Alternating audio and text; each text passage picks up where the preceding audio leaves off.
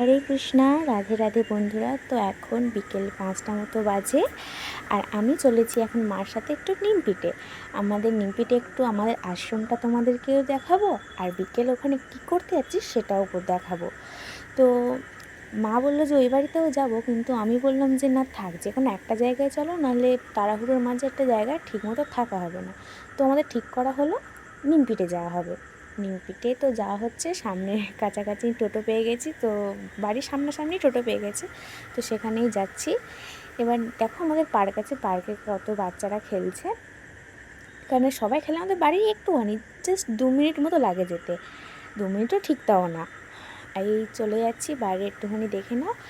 আর নিমপিটে যাচ্ছি হচ্ছে কি আমার স্কুল শাড়ি কিনতে। স্কুল শাড়িটা আমার একটু প্রবলেম হচ্ছিলো, আমার যেহেতু মানে প্রত্যেক দিন শাড়ি পরে যেতে হয়, তো শাড়ি কিনতে যাচ্ছি।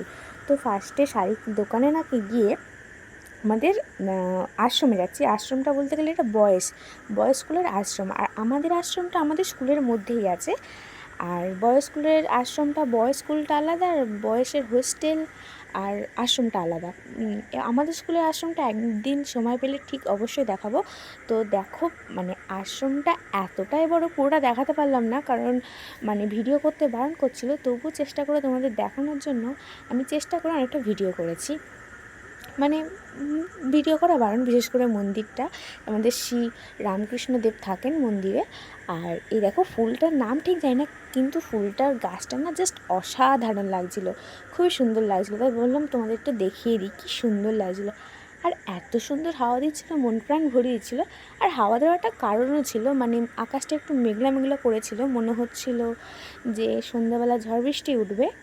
তো ফুলটা দেখো না কি সুন্দর, মানে নামটা জানতে পারলে বোধহয় বাবাকে বলতাম যে এই গাছটা নিয়ে আসো। জায়গাটাও অনেকটা বড় ধরে গাছটা হয়েছে। তো দেখো কত অপূর্ব লাগছে। আর এটা জাস্ট শুরুর দিকটা, বয়েজ স্কুলের ওদিকটা হোস্টেল আছে, মাঠ আছে। এখানে আমার একটা মাসির ছেলে, মানে আমার ভাই থাকে।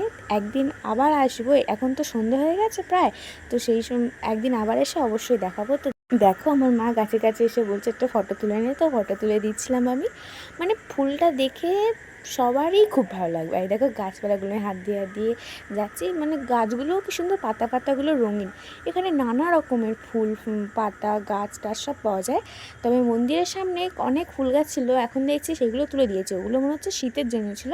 আমি এসেছিলাম সরস্বতী পুজোর সময়, তো তখন অনেক ফুল ছিল, এখন ফুল গাছগুলো নেই, কারণ শীতের সময় অর্ধেক ফুল হয়, আর গরমকালেও আলাদা ফুল হয়, তাই না?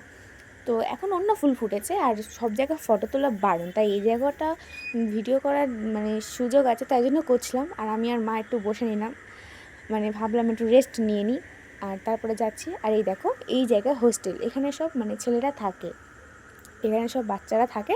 ঠিক কোচ্চি থেকে বাচ্চারা সব ধুতি পরে ভোরবেলা করে, আর বিকেলবেলা করে ধুতি পরে থাকে, মানে আরতি করে শ্রীরামকৃষ্ণদেবকে। আর এই মন্দির দেখতে পাচ্ছ কত সুন্দর মন্দিরটা। আমি ভিতরে গিয়ে দেখাতে পারলাম না, এই যে যাচ্ছিলাম তাতেই দেখে বলছিল যে ভিডিও করো না, যাই হোক ভিতরে গিয়ে দেখাতে পারলাম না।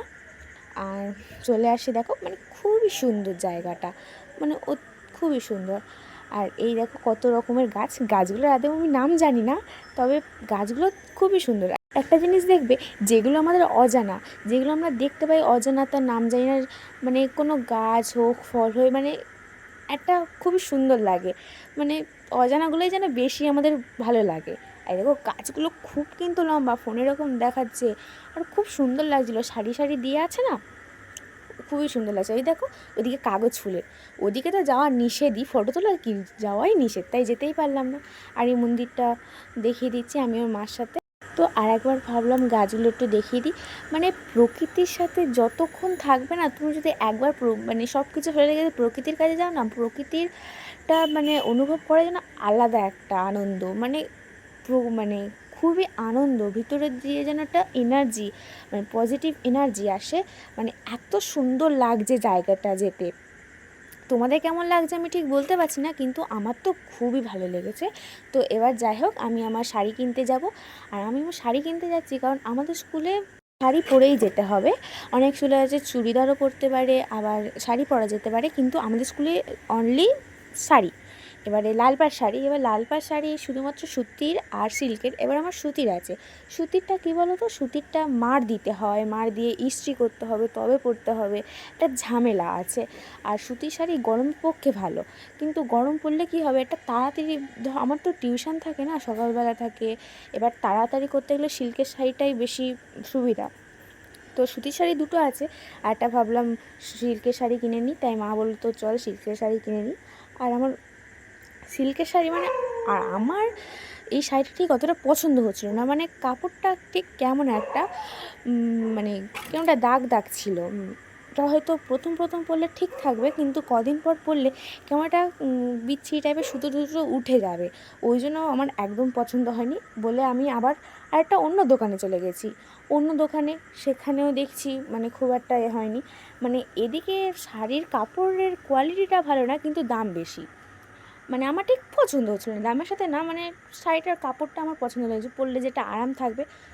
তো শেষমেশ একটা দোকানে এলাম, সেখানে এসে দেখলাম শাড়ির কাপড়ের বেশ কোয়ালিটিটা ভালো ছিল, মানে আমার দেখে যেটা পছন্দ হচ্ছিলো কোয়ালিটি। আর এই দেখো ডিজাইন মতো আছে, তো ডিজাইনটা নিলাম না, ডিজাইনও পরা যায় তবে নিলাম না। এই ওপরের শাড়িটা দেখতে পাচ্ছ, এই শাড়িটা নিয়েছি। এই শাড়িটা কোয়ালিটিটা অন্যান্য শাড়ির থেকে ভালো, আর দামটাও বেশি। তো দাম নিয়েছে 240 টাকা। তো এই শাড়িটা কিনলাম, তো আমার মা বলছিল একটা ব্লাউজও নিয়ে নিতে, তো আমি বললাম না থাক, ব্লাউজ পরে নেবো, আমার এখন জুতো কিনে দাও। মানে আমার জুতো আছে, তবু যেন আমার মনে হয় আমার জুতো কিনতে হবে, মানে একটা শখ থাকে না।